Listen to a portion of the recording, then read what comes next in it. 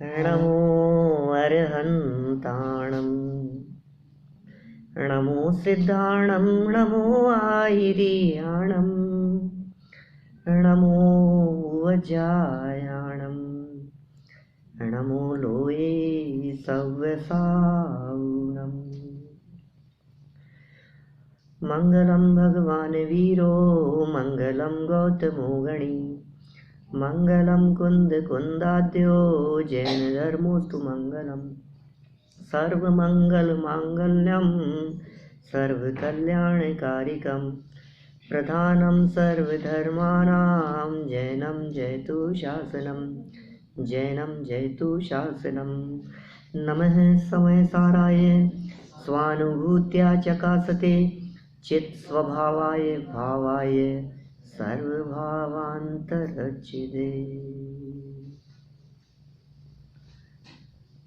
भरत क्षेत्र के महान समर्थ आचार्य कुंद स्वामी की यह अनुपम रचना समयसार नामक ग्रंथ है। भरत क्षेत्र के अभागे जीवों के लिए, जिन जीवों को साक्षात तीर्थंकर परमात्मा का विरह है, ऐसे जीवों को तीर्थंकर परमात्मा का विरह भुला देने में समर्थ ये महान ग्रंथ है। आचार्य कुंद स्वामी ने ऐसा काम किया है यह ग्रंथ लिखकर कि हम भूल गए तीर्थंकर नहीं भी हैं। यदि वर्तमान में पंचम काल भी चल रहा है तो हमें कोई ऐतराज़ नहीं है, क्योंकि पंचम काल को भी चौथा काल बनाने का यदि किसी ने काम किया है तो वो आचार्य कुंद स्वामी ने किया है। वही वाणी, वही बात, वही चर्चा जो तीर्थंकरों के समव शरण में चला करती थी, आज वही चर्चा यहाँ हमारे इस जिन मंदिर में शिकागो के टेम्पल में चल रही है। कुछ फ़र्क नहीं है, वहाँ की बात करो या यहाँ की बात करो, चाहे साक्षात तीर्थंकर परमात्मा बोल रहे हों, चाहे आचार्य कुंद स्वामी बोल रहे हों, चाहे हम ग्रंथ को पढ़ रहे हों, बात तो वही है। क्या फ़र्क पड़ता है? आप ये कह सकते हैं कहाँ तो साक्षात तीर्थंकर परमात्मा की कही हुई बात और कहाँ मुनिराज की कही हुई बात, और मुनिराज भी तो साक्षात नहीं है। अरे कुछ फ़र्क नहीं पड़ता है, उससे क्या फ़र्क पड़ता है? बात तो वही है ना। और जो जीव इस बात को स्वीकार करे उस जीव का भला हो जाता है, कल्याण हो जाता है। प्रत्येक जीव के लिए अत्यंत करुणा करके, माने हम तो अनेक बार ये बात कहते हैं, शुभोपयोग जो कि अत्यंत कष्टदायक है इन भावलिंगी संतों के लिए। शुभोपयोग में आना इनको तकलीफ देता है, इन्हें पीड़ा देता है। अनेक स्थानों पर तो ऐसे भी प्रयोग किए हैं कि शुभोपयोग भट्टी के समान है, जलती हुई आग के समान है। जिस तरह से एसी से निकलकर, एसी की ठंडक से निकलकर बाहर हमें 120 डिग्री टेम्परेचर में जाना पड़े तो क्या स्थिति होगी। आपके यहाँ की बात करता हूँ, हमारे यहाँ तो 50-55 डिग्री टेम्परेचर की बात करो इंडिया की, माने इतने टेम्परेचर में आप बाहर निकलें तो आपको ऐसे लगता है झुलस गए, जल रहे हैं। और अभी इतना नहीं, अभी यदि और ज़्यादा आग में ले जाके पटक दिया जाए तो जैसी तकलीफ होती है, ऐसी वेदना होने के बावजूद भी, शुभोपयोग में ऐसी परिस्थिति होने के बावजूद भी आचार्य कुंद स्वामी का सिर्फ एक विकल्प कि इन भरत क्षेत्र के जीवों का कुछ कल्याण होना चाहिए, इन भरत क्षेत्र के जीवों का कुछ उद्धार होना चाहिए। ये भरत क्षेत्र के जीवों के लिए मानो इस सूखे रेगिस्तान में उन्होंने ये समयसार रूपी अमृत वर्षा की है। ये बड़ा अद्भुत काम हो गया है, ऐसा समझना चाहिए। मानो इस समयसार ग्रंथ की रचना आचार्य कुंद स्वामी ने हमारे लिए की है। इसकी प्रत्येक गाथा पुकार करके ये कहती है, विलास भाई तुम्हारे लिए है ये बात, प्रदीप भाई तुम्हारे लिए है ये बात, समझ लेना। मैंने किरण भाई ये जो बात है, यहाँ जो बात कह रहे हैं, ये कह रहे हैं ये आपके लिए, ये मेरे लिए है, संजीव तुम्हारे लिए है ये बात, ये किसी और के लिए नहीं है। ये बात सुनाने के लिए नहीं है, ये बात चर्चा मात्र के लिए नहीं है, ये बात वाणी से बोल देने मात्र के लिए नहीं है, ये बात अनुभव के लिए है। इसके एक एक शब्द अनुभव से निकले हैं और अनुभव से ही स्वीकार किए जाएंगे। जो बात अनुभव से निकली हुई हो उस बात को अनुभव से स्वीकार करना। श्रद्धा और अंदर की गहराई में उतरकर जो शब्द कुंदकुंदाचार्य ने लिखे, हर गाथा में उनका अंतरंग झलकता है। क्षण क्षण में अंतर्मुख होकर अतीन्द्रिय आनंद का रसास्वादन करने वाले ये ऐसे वीतरागी संत जब बाहर निकलते हैं तो क्या वाणी निकलेगी, क्या चर्चा आएगी, बतलाओ मेरे को। जो देखा वही आएगा, जो देखा है वही आएगा ना, जो अनुभव किया है वही तो निकलेगा, जो फील करते हैं वही तो निकलेगा। आपके शब्दों के माध्यम से क्या निकलता है, यह बहुत प्रसिद्ध कथन है। जब अंदर के भाव समाते नहीं हैं अंदर में तो वाणी में फूट पड़ते हैं, बिल्कुल प्रसिद्ध है। आपने किसी व्यक्ति को कुछ बुरा कहा तो एकदम नहीं कह दिया, आपने किसी व्यक्ति के लिए कुछ अपशब्द बोले तो एकदम नहीं कह दिए, आप न मालूम कई दिन से सोच रहे थे कि कहूँ कि नहीं कहूँ हैं, फिर लास्ट में वो बात आपके दिमाग में इतनी भर गई कि आपने तो कह ही दिया। हम खराब बातों के बारे में नहीं कह रहे, हम अच्छी बातों के संदर्भ में भी यही बात कह रहे हैं। आचार्य कुंदकुंद स्वामी ने हमें भगवान बना दिया, भगवान बना दिया। देखो, एक हमारी हालत है कि जब हम आचार्य देव को देखते हैं तो कहते हैं ये मुनिराज हैं, ये भरत क्षेत्र के महान आचार्य हैं, ये संत हैं, ये वीतरागी संत हैं। और एक वे वीतरागी संत जब हमें देखते हैं तो कहते हैं तुम्हें परमात्मा छो। गजब हो गया, हम उनको मुनिराज देख रहे हैं, वो हमें परमात्मा देख रहे हैं। देखो तो सही, वीतरागी संतों की कैसी दृष्टि होती है, उनका देखने का नजरिया किस प्रकार का होता है। अमृत भरा है प्रत्येक गाथा में, अद्भुत गाथाएं हैं, अद्भुत प्रकरण हैं। वंदित्व सब सिद्धे से प्रारंभ किया, पहली गाथा को सारे सिद्धों को नमस्कार किया। सिद्ध जो हमारा लक्ष्य है, और गुरुदेव के शब्दों में यदि मैं बात कहूँ तो बात यहाँ से शुरू होती है कि पूर्णता का लक्ष्य रख करके पहले शब्द लिखे इन्होंने। क्या जो बात शुरू की है, पूर्णता के लक्ष्य से जो शुरुआत हो वही सच्ची शुरुआत है। प्रसिद्ध कथन है गुरुदेव का, आपकी शुरुआत पूर्णता के लक्ष्य से होनी चाहिए। आपने शुरुआत की है ये स्वाध्याय करने की, आपने शुरुआत की है जिन मंदिर आने की, आपने शुरुआत की है यहाँ आकर के थोड़ा सा इस मार्ग में लगने की, आपने शुरुआत की है सत्समागम के माध्यम से। आपका लक्ष्य क्या है ये बतलाओ, क्या लक्ष्य है आपका, आप क्या चाहते हैं। तो कहा पूर्णता का लक्ष्य होना चाहिए आपका। आपका लक्ष्य वर्तमान में 6वां 7वां गुणस्थान होना चाहिए।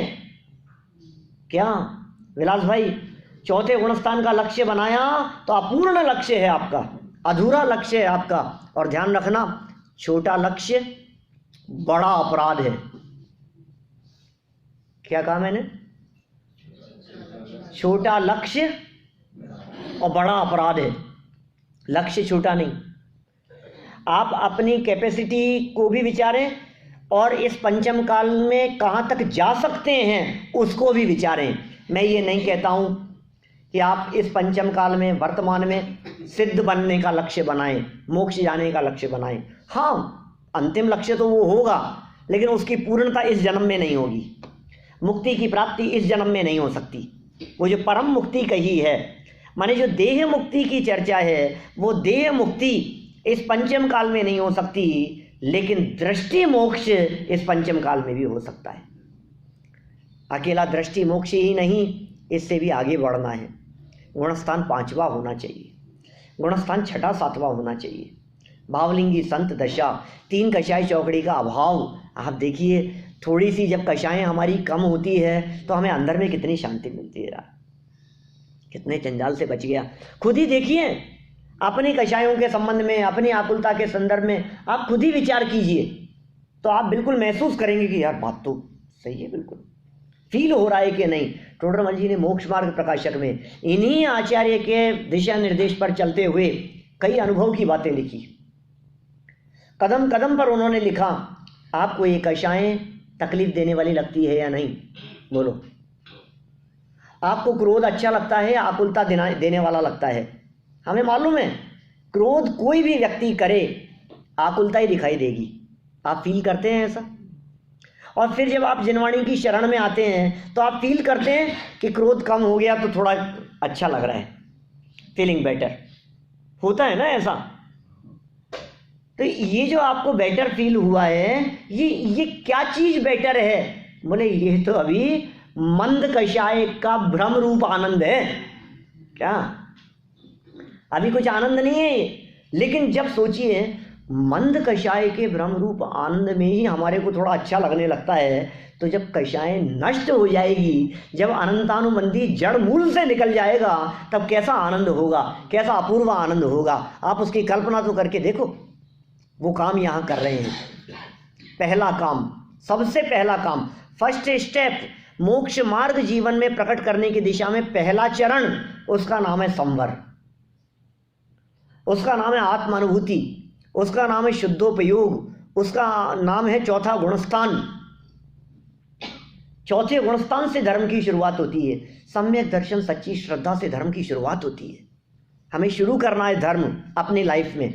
ये मत सोचना हम तो बहुत धर्मात्मा हैं, क्या हमने तो बहुत धर्म किया है। जिंदगी हो गई धर्म करते हुए, जिंदगी हो गई धर्म करते हुए। यहाँ कह रहे हैं धर्म की शुरुआत ही नहीं की है। मंदिर जा पूजन कर ली, पूजन कर माला जप ली, माने हैं इसे धर्म ध्यान, कैसे बनेगा भगवान। क्या ये अपने ये सब कर लिया, बस बहुत कर लिया, बहुत धर्म हो गया, बहुत धर्म हो गया। अरे भाई साहब शुरुआत नहीं हुई है अभी।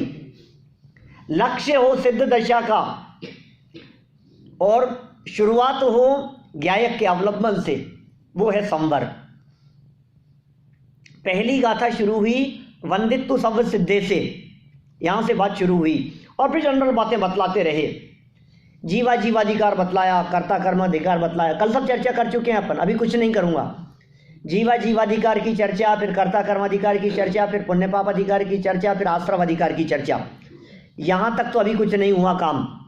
और जैसे आगे बढ़े संवर अधिकार, बोले काम हो गया। क्या तो वंदित्व सब सिद्धे से लेकर हम सीधे पहुंच गए संवर अधिकार में।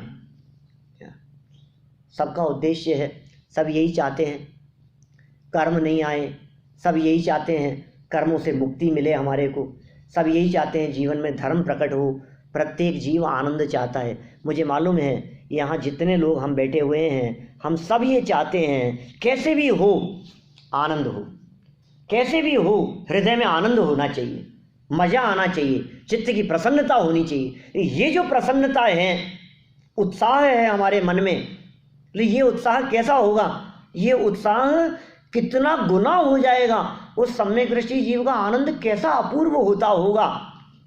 संवर अधिकार कह रहा है ये, वो संवर कैसे प्रकट होगा, ये सब चर्चा हम यहाँ करने वाले हैं। अभी कुछ दिन और करेंगे अपन इन सब विषयों के संदर्भ में चर्चा। बहुत मार्मिक प्रकरण है।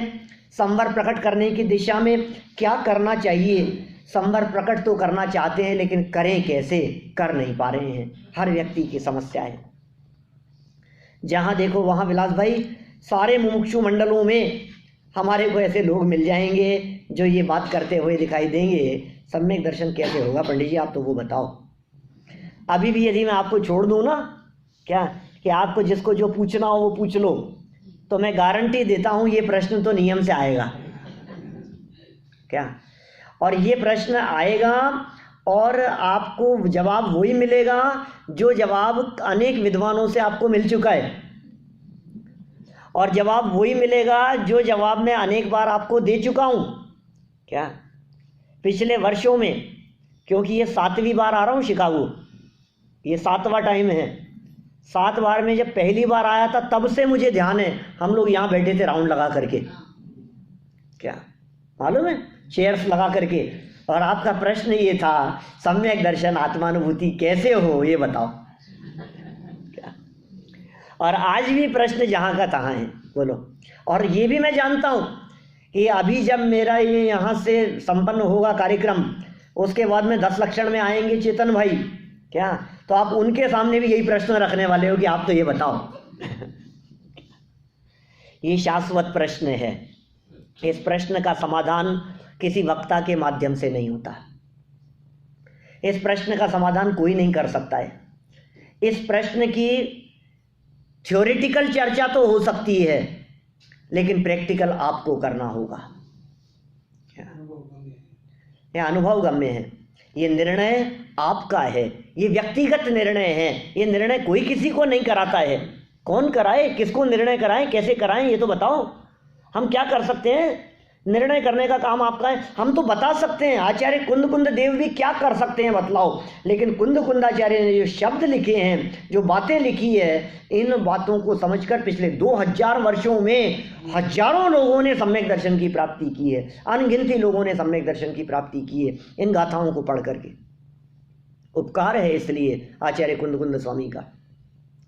अनजान लोग जैन कुल में पैदा नहीं हुए हो, उसके बावजूद समय सार हाथ में लग गया और जीवन बदल गया। कितनों का जीवन नहीं बदला है इस समय सार को पढ़ करके? इतिहास उठा करके देखो आप, अनगिनती लोगों का जीवन बदलता हुआ दिखाई दिया है।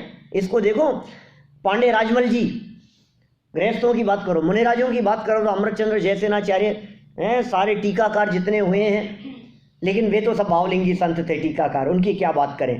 लेकिन पांडे राजमल जी से लेकर बनारसी दास जी, टोडरमल जी हैं, श्रीमद राजचंद्र जी, उन्होंने भी एक आपने मेरे को दिया था कि उन्होंने 125 साल पहले ये बात लिखी थी कि समय सार छपवाओ क्या। और आगे कोई ऐसा व्यक्ति होगा क अक्षर से जिसका नाम शुरू होगा क्या, क्योंकि लोगों ने ये कहा था कि ये समय सार छपा तो लेंगे, कौन पढ़ेगा, कौन लेगा, क्या क्या होगा इसका। बोले नहीं, जिस दिन तुम्हारे पास में एक साथ कोई बड़ा ऑर्डर आ जाएगा, तुम्हें पता लग जाएगा कि वो क नाम से कोई व्यक्ति का प्रादुर्भाव हुआ है, और फिर तुम्हारे को सोचना नहीं पड़ेगा, इतने समय सार निकलेंगे। और घर घर में समय सार पहुंचाने का काम किया गुरुदेव श्री कांजी स्वामी ने। बोलो कितने लोगों का जीवन बदला है, लाइफ बदली है भाई साहब क्या। शीतल प्रसाद जी, ब्रह्मचारी शीतल प्रसाद जी, समय सार से समय सारी कहकर के पुकारते थे लोग उनको। गणेश प्रसाद जी वर्णी, ये ऐसे लोग, गणेश प्रसाद जी वर्णी को तो कहते हैं ये पूरी आत्मख्याति कंठस्थ थी, समय सार की टीका, संस्कृत टीका। बोलो आप कैसे कैसे व्यक्ति हुए हैं, और भारिल जी जैसे व्यक्ति मिल गए हमारे को, ये कोई कम नहीं है बात। समय सार की जो व्याख्याएं जो खोल करके उन्होंने लिखा है ना, अद्भुत काम हो गया है, अनुशीलन वगैरह। माने ये जो काम हुआ है, अभी इतना सब कुछ हो जाने के बावजूद भी, प्रवचन रत्नाकर अवेलेबल हो जाने के बावजूद भी, हजारों प्रवचन सिंह गर्जना जैसे हमारे पास में उपलब्ध होने के बावजूद भी, और फिर अभी हम ये कहें, और कितने विद्वानों की फौज वेद विज्ञान की चर्चा करने वाली, और ये मूल ग्रंथ, और विद्वान कह रहे हैं, वो अपनी घर की बात नहीं कह रहे हैं, गाथा में लिखा है कि नहीं, बार बार में कहते हैं ये देखो यहाँ लिखा है कि नहीं, यहाँ लिखा है कि नहीं, तुम स्वीकार करो इसको, ये शब्द यहाँ है कि नहीं। भाई साहब मुझे कभी कभी ऐसा लगता है गुरुदेव नहीं होते तो शास्त्र खोल करके बैठने की परंपरा नहीं थी। ये शास्त्र खोल करके बैठने की परंपरा यदि किसी ने डाली है तो गुरुदेव ने डाली है। कोई खोलता ही नहीं था, सब ऐसे ही बैठते थे। नहीं, एक एक लाइन टू लाइन पढ़ो, तुम खोलो देखो, सब खोल करके बैठो। जितने लोग हैं सबके हाथ में शास्त्र होना चाहिए, सबके हाथ में ग्रंथ होना चाहिए। हम जो बात बोल रहे हैं किसी को ये नहीं लगे कि ये खुद की बात कह रहे हैं। सब देखो कुंदाचार्य क्या कह रहे हैं, सब देखो अमृतचंद्राचार्य क्या कह रहे हैं। अरे गजब हो गया भाई। ये शुरू करते हैं यहाँ संवर अधिकार में। संवर क्या बहुत उत्कृष्ट पदार्थ है ये बहुत उत्कृष्ट चर्चा है संवर की, जो हम यहाँ से प्रारंभ कर रहे हैं। ये कह रहे हैं असंसार विरोधी संवर जये, एकांत संवर को जीतने वाले उस ज्ञान को नमस्कार किया है। यहाँ सबसे पहले उस ज्ञान ज्योति को नमस्कार किया है। पहले कलश में अमृतचंद्राचार्य, इस पहले कलश में कलश नंबर 125 संवर अधिकार की स्टार्टिंग, मेरे पास जो ग्रंथ है इसमें है पेज नंबर 285। या क्या कह रहे हैं यहाँ पर, आ संसार जयी, आ संसार संसार क्या कह रहे हैं, अनादि संसार थी માંડીને પોતાના વિરોધી સંવરને જીતવા थी જે એકાંત ગર્વિત થયો છે એવો જ આશ્રમ। क्या कहा, अपने जो विरोधी था ना, संवर ने जीतवा थी, संवर को जीता था जिसने, है, और ये जो संसार था, इस संसार में ही जो रुलाता था, ऐसा आश्रम, उस आश्रम पर विजय प्राप्त कराने वाला कौन है? तो कहा ये चैतन्य ज्योति, ये ज्ञान ज्योति। सबसे पहले नमस्कार किया। आचार्य कुंद अमृत चंद्र स्वामी की विशेषता रही है कि अमृत चंद्र स्वामी प्रारंभ और अंत में एक ज्ञान ज्योति को याद करते हैं, बार बार में ज्ञान ज्योति को याद करते हैं। मुझे लगता है उनके हृदय में इस सम्यक ज्ञान ज्योति की इतनी महिमा थी, इतनी महिमा थी। बोले जो ज्ञान ज्योति है ना, ये सारा चमत्कार उसका है। क्योंकि आगे चल करके भी कुंद स्वामी ने प्रज्ञा चैनी की चर्चा की है। काम तो इसी से होगा और किसी से नहीं होगा। आपको यदि काम करना है तो काम किससे होगा? ज्ञान से होगा। ज्ञान के अलावा दूसरा कुछ नहीं है। शरीर से नहीं होगा, क्रियाओं से नहीं होगा, पूजन पाठ से नहीं होगा, भक्ति से नहीं होगा, बाहरी आयोजनों से नहीं होगा, माला के जाप से नहीं होगा, व्रताधिक से नहीं होगा, उपवास आदि से नहीं होगा, किसी भी प्रकार का क्रियाकांड, कुछ भी तीर्थ वंदनाओं से नहीं होगा, समूह में नहीं होगा, ग्रुप में नहीं होगा, इकट्ठे होकर के नहीं होगा कि सब साथ में बैठ करके करते हैं। ये सम्यक दर्शन, भेद विज्ञान, संवर व्यक्तिगत चीज है। क्या ये अंदर में होता है, बाहर में कहीं नहीं। तो फिर किससे होगा ये तो बताओ, आप ही बताओ। फिर किससे होगा? फिर क्या करें बताओ? बोले ज्ञान ज्योति, ज्ञान से काम होगा। तो ये जो ज्ञान से काम होने की जो बात इन्होंने यहाँ प्रारंभ की, तो प्रारंभिक 3 गाथाओं में इस अधिकार की जो 181, 182 और 183 नंबर, ये जो 3 गाथाएं हैं, इन 3 गाथाओं के अंदर अमृतचंद्र स्वामी और कुंद स्वामी दोनों मिलकर के ये चमत्कारिक बातें कहते हैं, कुछ अद्भुत बातें कह रहे हैं। संवर के लिए उन्होंने ये नहीं कहा कि आप किसी दूसरी तरफ उपयोग लगाओ, गोमठ सार पढ़ो या नहीं पढ़ो, कोई फर्क नहीं पड़ता। कि साहब एक बात बतलाओ, संवर प्रकट करने के लिए समय सार तो पढ़ना पड़ेगा ना? क्यों? जीवन में संवर प्रकट करने के लिए समय सार तो पढ़ना पड़ेगा ना? क्या नहीं पढ़ना पड़ेगा? यदि आप कहते हो कि पढ़ना पड़ेगा, तो मैं कहता हूं कुंदाचार्य को सम्यक दर्शन कैसे हुआ था ये बताओ। लिखा तो बाद में था। क्या चौथे गुणस्थान में आने के बाद नहीं, 5वें से भी नहीं, 6ठे 7वें में आने के बाद लिखा था, तो उनको सम्यक दर्शन कैसे हो गया? क्या ये बतला रहे हैं ये काम कैसे हुआ है। ये संवर प्रकट करने के लिए उपयोग माँ उपयोग को उपयोग नहीं क्रोधादि माँ। क्या उवोगे उवोगो को हादि सुनति को भी उवोगो को हे चेवही उवोगे नति खलु को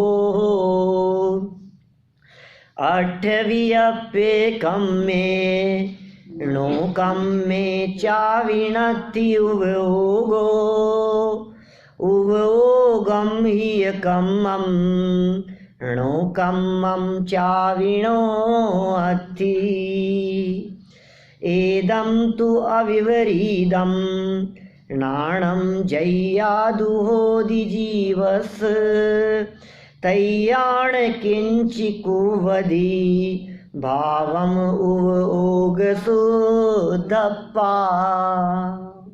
कुछ समझ में आई क्या वो गाथाएं क्या कह रही हैं? चलो हिंदी पढ़ते हैं अपन। गुजराती में लिख्यो छे, गुजराती ग्रंथ मारे सामे छे हैं? क्या ते गुजराती में ही पढ़ू छू? कई बात नहीं, मैं आई कैन रीड या उपयोग माँ उपयोग को उपयोग नहीं क्रोधादि माँ क्षय क्रोध क्रोध महीज निश्चय क्रोध नहीं उपयोग माँ उपयोग छे नहीं अष्टविधि कर्मो अनेनो कर्म माँ कर्मो अनेनो कर्म कहीं पण छे नहीं उपयोग माँ आवूं अविपरीत ज्ञान जारे उद्भवे छे जीवने त्यारे न कहीं पण भावते उपयोग शुद्धात्मा करे। आप लोगों को तो बहुत अच्छे से समझ में आया होगा है, गुजराती में लिखा हुआ और गुजराती की ये पंक्तियाँ क्या कह रहे हैं। उपयोग माँ उपयोग, उपयोग में उपयोग है, को उपयोग नहीं क्रोधादि माँ, क्रोधादि में नहीं है। और जे क्रोध में क्रोध क्रोधमयी, क्रोध क्रोध नहीं है, निश्चय क्रोध नहीं उपयोग माँ। देखो भाई ये ज्ञान ज्योति का चमत्कार है, एक ही स्थान पर दो चीजें होते हुए भी दो को न्यारा न्यारा पहचान लेना। जहाँ उपयोग है वहीं क्रोध भी है भी वहीं क्षेत्र एक ही दिख रहा है अपने को, लेकिन उसके बावजूद भी ये कह रहे हैं कि नहीं, दोनों एक साथ दिखने पर भी क्रोध क्रोध में है और उपयोग उपयोग में है। क्या दूध में शक्कर मिली हो, क्या शक्कर मिली हुई है दूध में, बोले दूध दूध में है, शक्कर शक्कर में है।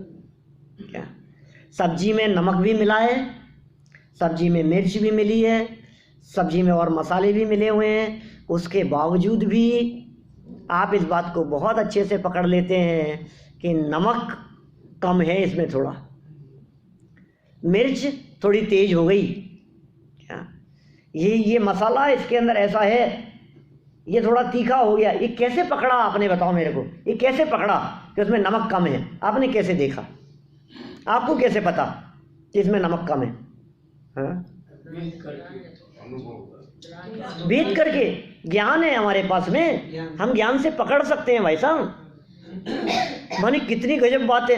एक व्यक्ति ने किचन में बैठ करके कोई सब्जी बनाई और यहाँ हमारे सामने आई और हमने कह दिया आज सब्जी में आप नमक डालना भूल गए। बोले तुम्हें कैसे पता लगा? तुम्हें कैसे पता लगा?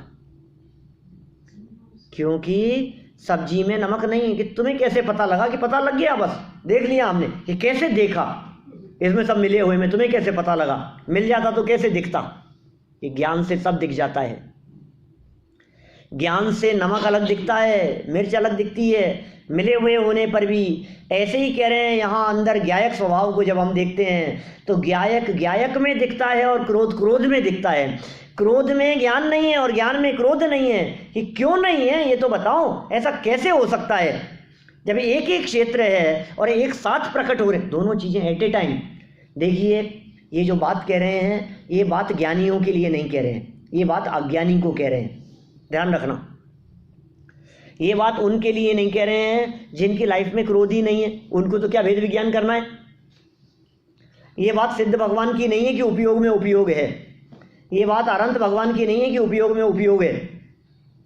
क्या ये बात मुनिराज की नहीं है जिनके जीवन में तीन कषाय चौकड़ी का अभाव हो गया है और उपयोग उपयोग में है। ये बात किसके लिए कह रहे हैं? क्रोध रूप पर्याय उत्पन्न होने के काल में भी ज्ञान भी साथ में चल रहा है और क्रोध रूप पर्याय भी साथ में चल रही है। बोले क्रोध क्रोध में और ज्ञान ज्ञान में, खत्म। आप क्या बात कर रहे हो? दिखता तो नहीं है, यही तो देखना है। दिखता नहीं है लेकिन देखना है। ज्ञान को अपना देखो, इतना तो स्पष्ट ख्याल में आता है, हम सभी अभ्यासी लोग हैं, इतना तो हम सभी बहुत जानते हैं गहराई से कि जो क्रोध है वो चारित्र गुण की पर्याय है, चारित्र गुण की विकारी पर्याय है। और जो ज्ञान उपयोग है ज्ञान गुण की पर्याय, उपयोग ज्ञान गुण की पर्याय है और वो चारित्र गुण की पर्याय है। तो कितना क्लियर हो गया। एक गुण की पर्याय दूसरे गुण की पर्याय में कैसे हो सकती है? बोलो। अभी कई तरह से उपयोग की व्याख्या करेंगे अभी, क्या बहुत एंगल हो सकते हैं इस चीज को देखने के। पर्याय की अपेक्षा से देखो, एक उपयोग को ज्ञान कहो, दूसरे उपयोग को स्वभाव कहो, क्या एक उपयोग को ज्ञान स्वभाव कहो और दूसरे उपयोग को ज्ञान पर्याय कहो। तो उपयोग में उपयोग माने ज्ञान स्वभाव में ज्ञान पर्याय की लीनता। एक जगह उपयोग को द्रव्य रूप में प्रयोग करो और दूसरी जगह उपयोग को ज्ञान रूप में प्रयोग करो, तो उपयोग में उपयोग माने त्रिकाली ध्रुव ज्ञायक में उपयोग का लगना, क्या एक द्रव्य, एक पर्याय और एक द्रव्य। अच्छा, अभी पर्याय में लगाओ तो ज्ञान पर्याय में है, क्या उसमें दर्शन पर्याय भी नहीं है। कितनी स्वाधीनता है, षट कारक की स्वाधीनता, पर्यायों की स्वाधीनता की बात है।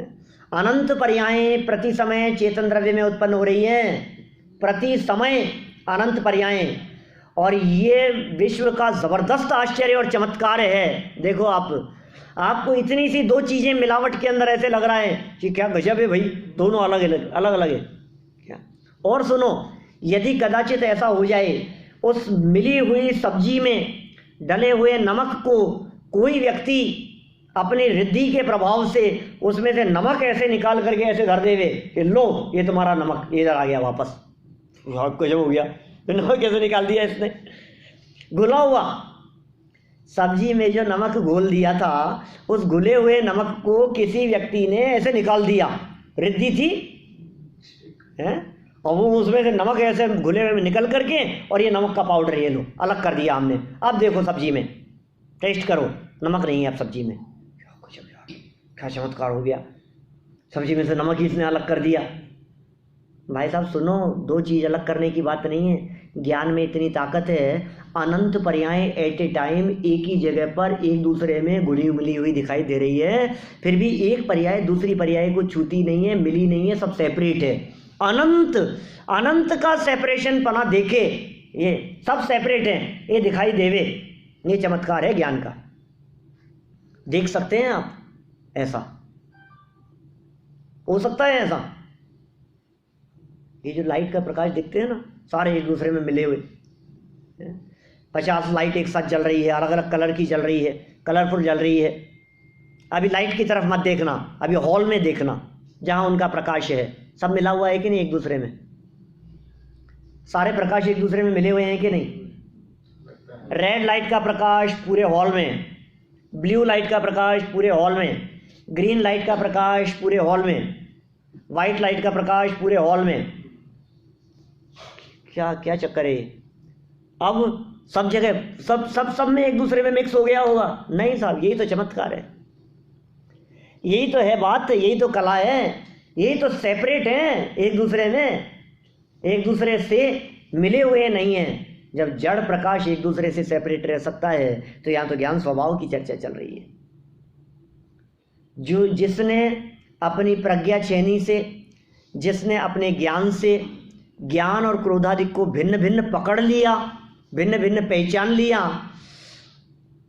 उसकी ज्ञान ज्योति सम्यक ज्ञान नाम प्राप्त करती है।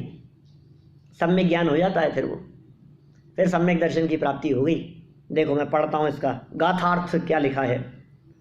उपयोग माँ छे, क्रोधादिक माँ कोई उपयोग न थी।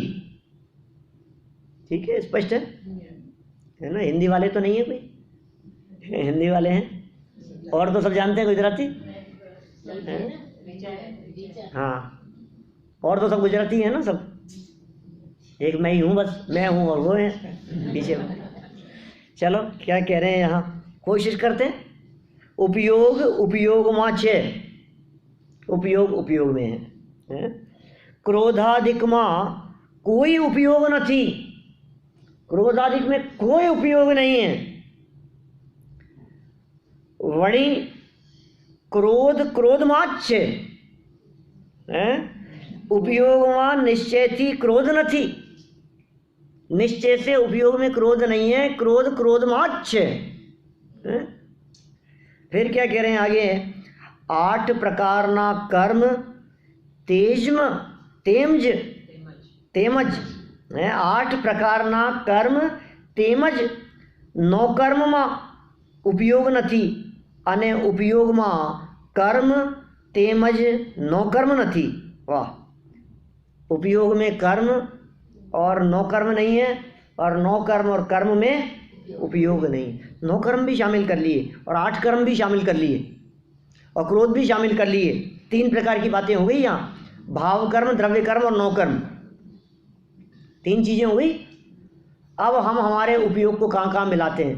अभी तो सारा लफड़ा ये हो रहा है, हमारे जो सर फूट रहा है ना, हमारा जो सर पकड़ करके बैठे रहते हैं हम, तकलीफ है, वेदना है, आकुलता है, ये सारी प्रॉब्लम ये है कि हमने उपयोग में नौकर्म को मिला रखा है। अभी कर्म और भाव कर्म से भी उपयोग भिन्न है। बात तो यहाँ किस लेवल की कर रहे हैं, हमारा उपयोग द्रव्य कर्म और भाव कर्म से भी भिन्न है, और अभी हम हमारे उपयोग को कहाँ मिलाते हैं, नौकर्म में। अब नौकर्म को देख देख करके दुखी हो रहा है, ये क्या हो गया, ये क्यों हो गया, ये ऐसा क्यों हो गया, इसने ऐसा क्यों कर दिया। अरे तेरा ज्ञान उससे भिन्न है, उससे भिन्न रख, अपने उपयोग को उससे भिन्न देख, उसमें मिलावट मत कर, हेर फार मत कर, गड़बड़ी मत कर। ऐसे हेर फार और मिलावट से तेरे को बहुत बड़ा नुकसान होने वाला है। अनंत संसार का कारण है ये। टोडरमल जी के शब्दों में कहूं तो गेय मिश्रित ज्ञान का अनुभव करता है। क्या शब्द कह दिया, गेय मिश्रित ज्ञान का अनुभव कर। अनुभव तो ज्ञान का ही कर रहा है। कुत्ता हड्डी चलाए तो चबाए तो स्वाद तो खुद का ही आता है। कि प्रसिद्ध उदाहरण है, कुत्ता हड्डी चबाए, दाढ़ में से खून निकला, सूखी हड्डी थी, और चबा रहा है चबा रहा है चबा रहा है, तो रस आएगा कि नहीं। खुद की दाढ़ में से खून निकलने लगा और रस आने लगा, वो सोचता है हड्डी में से आ रहा है। वो रस हड्डी में से नहीं आ रहा है, वो तेरा ही है। तो तेरे को जो विषयों में आनंद आ रहा है, वो आनंद विषयों का नहीं है, वो आनंद तेरे में से ही आ रहा है। ये तेरे विकल्पों का ही आनंद है, और वो भी झूठा है, वो भी काल्पनिक है, वो भी सच्चा नहीं है। क्या करें बोलो, क्या उपाय है। जिसे देखता है उसे भिन्न नहीं समझ पाता है। ये जो ज्ञान पर्याय की स्वच्छता में गेय पदार्थ झलकते हैं। ज्ञान पर्याय स्वच्छ है, निर्मल है, और ज्ञान की उस स्वच्छता में जगत के गेय पदार्थ, विषय विषय, स्त्री पुत्र आदि, महल मकान आदि संयोग, सब चीजें वो उस ज्ञान पर्याय में झलकती है। अब तकलीफ इस बात की है कि ज्ञान पर्याय में उन सब के झलकने पर हम ज्ञान का और उन गेयों का भेद न कर पाने के कारण हमें ऐसे लगता है ये मुझ में घुस गए, मैं उनरूप हो गया। अपन अपने आप को गेय से इतना तादाद में अनुभव करते हैं, जो कि पृथक थे, भिन्न थे, इतना तादाद में अनुभव कर रहे हैं कि उन विषयों के, उन बाहरी पदार्थों के चले जाने पर हम सर पकड़ते हैं, ये क्या हो गया, ये क्यों चले गए, ये क्यों आ गए हैं, ये क्या हो गया, ऐसा क्यों हो गया। ये विचार चलता रहता है दिन रात। ये शरीर क्यों छूट रहा है, ये बीमारी क्यों हो गई, ये तकलीफ क्यों हो गई, ये ऐसी पीड़ा क्यों हो गई, ये ऐसा क्यों हो गया। ये चलता ही रहता है, ये दिन रात इसी प्रकार का चलता रहता है। बोलो क्या करें, क्या उपाय है। ये बता रहे हैं यहाँ भाई साहब, आप भिन्न देखो इनको, क्या करें। और देखो, आवू अविपरीत ज्ञान, देखिए आवू अविपरीत ज्ञान, कौन सा विपरीत ज्ञान, कि उपयोग में क्रोध नहीं है, उपयोग में 8 प्रकार के कर्म नहीं है, उपयोग में 9 कर्म नहीं है। इस प्रकार का अविपरीत ज्ञान જ્યારે જીવને થાય છે ત્યારે જ તે ઉપયોગ સ્વરૂપ શુદ્ધાત્મા उपयोग सिवाय अन्य कोई पण भाव ने करतो નથી। क्या ये बात जच रही है क्या नहीं आपको, कितना स्पष्ट कह दिया है इन्होंने। જ્યારે जीवने थाय छे, बस क्या आवू अविपरीत ज्ञान જ્યારે जीवने थाय छे। ऐसा अविपरीत ज्ञान जब इस जीव को होता है, जब होगा ये अविपरीत ज्ञान। अविपरीत माने सम्यक ज्ञान। सम्यक ज्ञान मतलब समझते हैं क्या होता है सम्यक ज्ञान। सम्यक ज्ञान माने होता है सच्चा ज्ञान। आप वहां आने वाले हैं ना शिविर में, जाना में आप आने वाले हैं ना, मैं चर्चा करने वाला हूँ, इस पॉइंट की बहुत विस्तार से चर्चा करने वाला हूँ मैं। रेखा बहन आने वाले हैं ना, उषा बहन, मैंने बहुत बारीकी से चर्चा करने वाला हूँ। सम्यक ज्ञान किसका नाम है विलास भाई? सम्यक ज्ञान किसे कहो ये बतलाओ आप, सम्यक ज्ञान किसका नाम है? तो मेरे को बिजनेस की बहुत अच्छी नॉलेज है, सम्यक ज्ञान है या नहीं है? क्यों नहीं है ये बताओ? है सच्चा ज्ञान?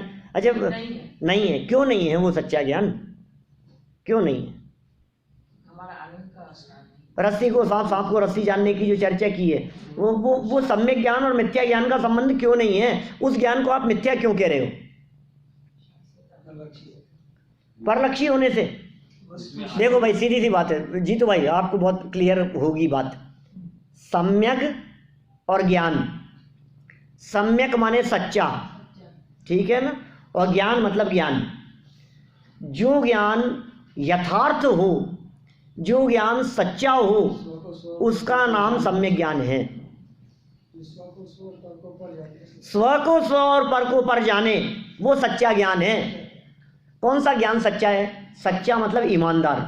हमें कहा ना ये आदमी बहुत सच्चे हैं, सच्चे मतलब, तो ये ज्ञान की सच्चाई किसमें है?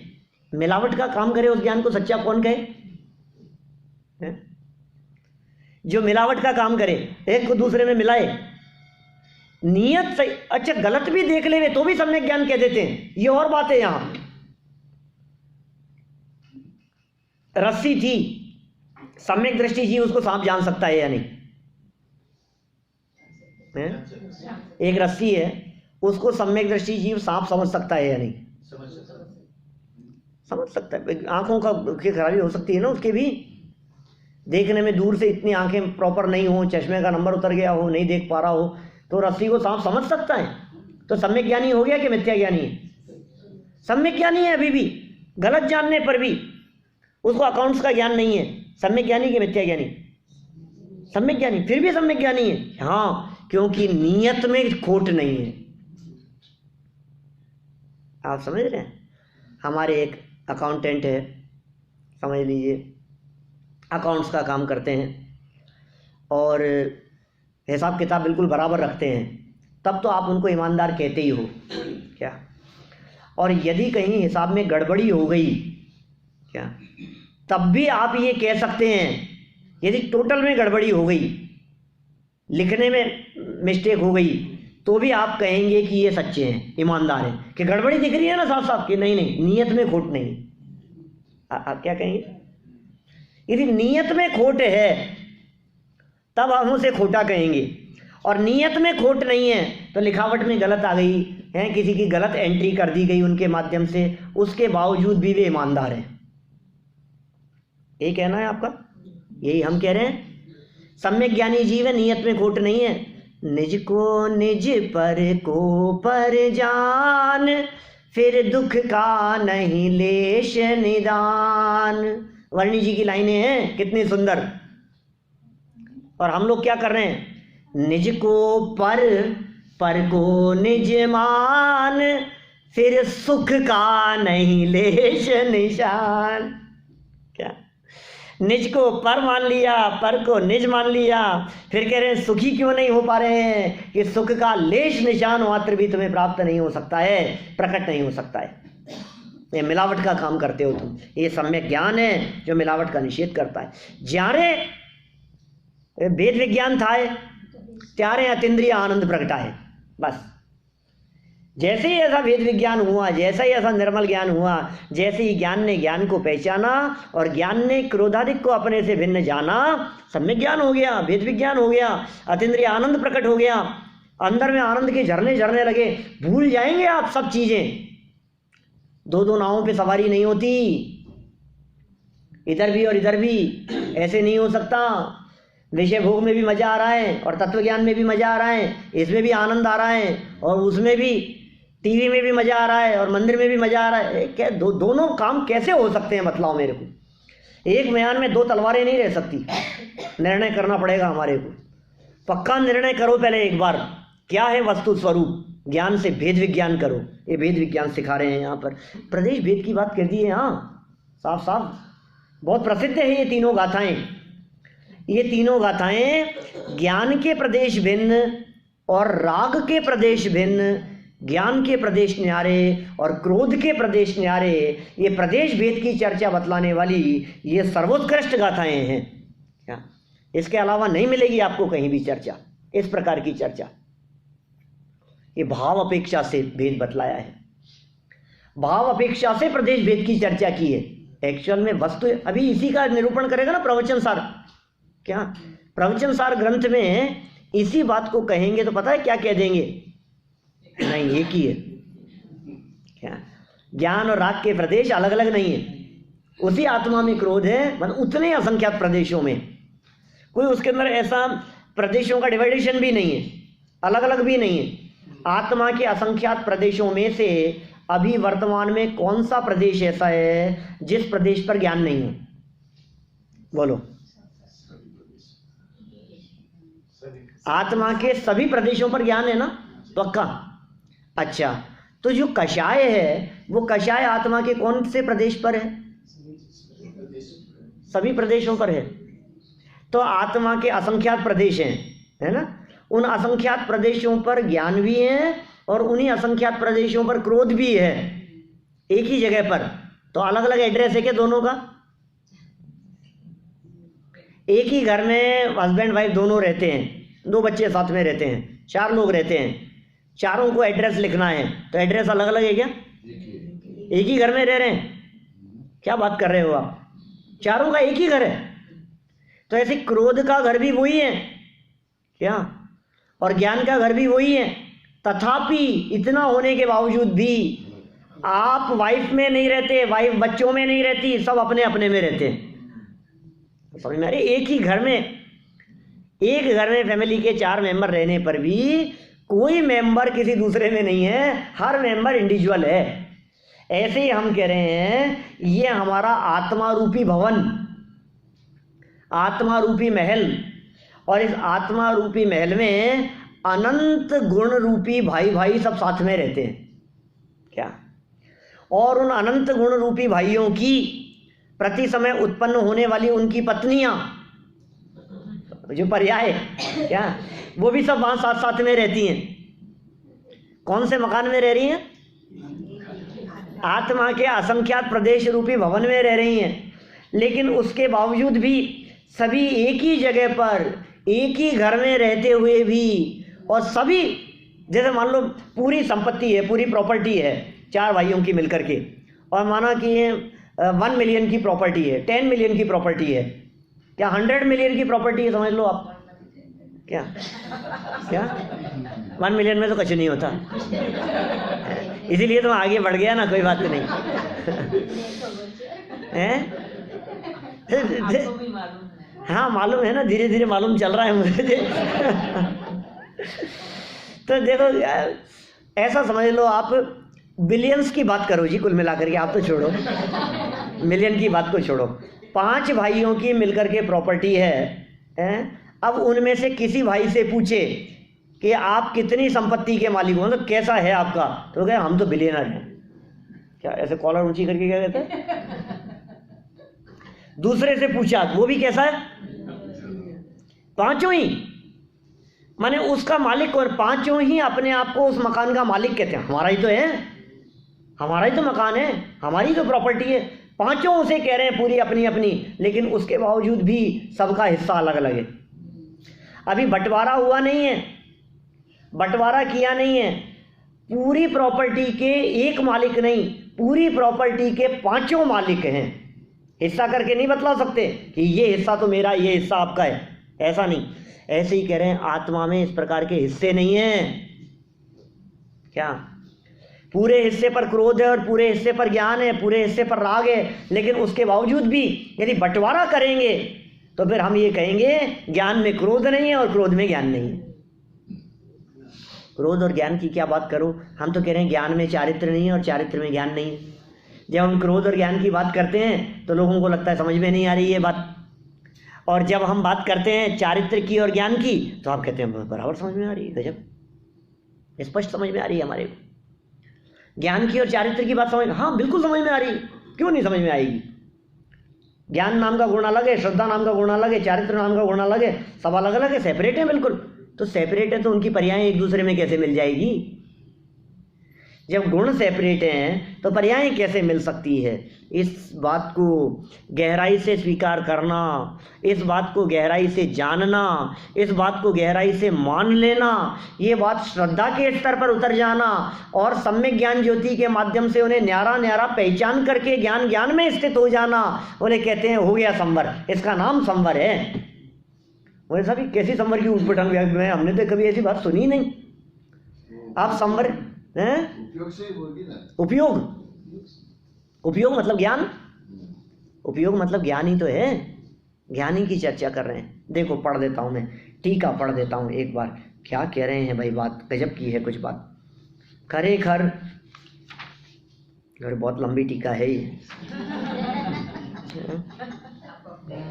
खरेखर एक वस्तुनी बीजी वस्तु નથી, अर्थात एक वस्तुनी बीजी वस्तु कांय संबंधी નથી, કારણ કે બંનેના પ્રદેશો ભિન્ન હોવાથી તેમને એક સત્તાની अनुत्पत्ति છે। दो वस्तुएं न्यारी न्यारी होने से एक सत्ता की अनुत्पत्ति है, एक सत्ता नहीं है वहाँ, अर्थात બંનેની सत्ता जुदी जुदी છે। અને એ રીતે એક વસ્તુની બીજી વસ્તુ નહીં હોવાથી એક સાથે બીજીને આધારાધેય સંબંધ પણ નથી જ। एक वस्तु दोनों न्यारी न्यारी हैं तो आधाराधेय संबंध भी कैसे हो सकता है? वो भी नहीं है, आधाराधेय संबंध પણ નથી। તેથી દરેક વસ્તુને પોતાના સ્વરૂપમાં પ્રતિષ્ઠા રૂપ જ આધારાધેય સંબંધ છે। માટે જ્ઞાન કે જે જાણન ક્રિયા રૂપ પોતાના સ્વરૂપમાં પ્રતિષ્ઠિત છે તે, क्या कहा? ज्ञान के कि जे जानन क्रिया रूप पोताना स्वरूप में प्रतिष्ठित छे ते। ज्ञान के, ज्ञान क्या है? जो अपने स्वरूप में अपनी जानन क्रिया रूप से अपने में ही स्थित हैं, तेज ज्ञान छे। जानन क्रियानु ज्ञान थी अभिन्नपणु होवाने लीधे ज्ञानमा ज छे। ठीक है ना? ज्ञान ज्ञान के साथ में अभिन्न है, उस क्रिया को साथ में लेकर के ज्ञान ज्ञानी है, वो भिन्न है बिल्कुल, वो अलग है। और क्रोधादि के, क्रोधादि क्या है मतलब? तो कहा जे क्रोधादि क्रिया रूप पोताना स्वरूप में प्रतिष्ठित छे ते। ज्ञान के ज्ञान रूप है, जो ज्ञान जानन क्रिया रूप अपने में प्रतिष्ठित है, और क्रोध के कि जो क्रोध क्रिया रूप क्रोध आदि में प्रतिष्ठित है। वो क्रोधादि क्रियानु क्रोधादि थी अभिन्नपणु होवाने लीधे क्रोधादिक माच्य ज्ञाननु स्वरूप जानन क्रिया छे। माटे ज्ञान आधेय अने जानन क्रिया आधार छे। जानन क्रिया आधार होवाथी एम कर्यु के ज्ञान ज आधार छे, कारण के जानन क्रिया और ज्ञान जुदा नहीं। जानन क्रिया और ज्ञान जुदा नहीं है, इसलिए उसका आधार ज्ञान ही है। और जिसका जिसके साथ में आधार आधेय संबंध होता है वो उसकी होती है, वो वही होता है। क्रोध का आधार आधेय संबंध ज्ञान के साथ में नहीं है, और ज्ञान का आधार आधेय संबंध क्रोध से नहीं, वो क्रोध से भिन्न है। ये भिन्नता दिखा रहे हैं, ये प्रदेश भिन्नता की बात कह रहे हैं। कितना स्पष्ट यहाँ कह दिए। आ रीते एम सिद्ध थयूं के ज्ञान ज्ञाનમાં જ છે, एवी ज रीते क्रोध क्रोधમાં જ છે। बोलो हो गया कि नहीं? ये सिद्ध कर दिया इन्होंने। आधार आधेय संबंध माने क्रोध का आधार क्रोध और ज्ञान का आधार ज्ञान, ये सिद्ध हो गया। जिस ज्ञान में ये बात सिद्ध हो जाती है, जो ज्ञान अपने आप को क्रोध करने वाला नहीं। अभी देखो मोटी मोटी भाषा में जब किसी को समझाते हैं तो कहते हैं तू क्रोध करने वाले, क्रोध करने वाला नहीं, क्रोध को जानने वाला। क्या बात कर रहा है? क्रोध को जानने वाला भी गेय को जानने वाले की बात कर रहा है। हम तो कह रहे हैं ज्ञान ज्ञान में, ज्ञान क्रोध को जानता तक नहीं है, ऐसा समझो आप। ज्ञान में क्रोध आता ही नहीं है। क्या बात कर रहे हो? ज्ञान में पर गेय तो आते ही नहीं है, ज्ञान में पर वस्तु तो आती ही नहीं है, ज्ञान में क्रोधाधिक भी नहीं आते, ज्ञान में ज्ञान ही आता है। जानना जानना जानना जानना जानना एक स्वभाव है, ये स्वभाव यहाँ दिखाना चाह रहे हैं। और फिर ये सब इतनी सब बातें इसके भेद विज्ञान की करने के बाद में फिर इसी भेद विज्ञान की महिमा बतलाएंगे आगे यहाँ कलशों के माध्यम से, कि जो ऐसा काम कर रहा है वही भेद विज्ञान वास्तव में महिमावान है। और ऐसा भेद विज्ञान जिसके जीवन में प्रकट होता है उसके जीवन में संवर कहने में आता है, उसके जीवन में संवर प्रकट हो गया, यह बात कहने में आती है। हम सभी के जीवन में ऐसा प्रकट हो जाए भेद विज्ञान और सम्यक ज्ञान, और ऐसा संवर प्रकट हो, इसी मंगल भावना से मैं बात को यहीं दे रहा हूँ। जय हनुमान जी।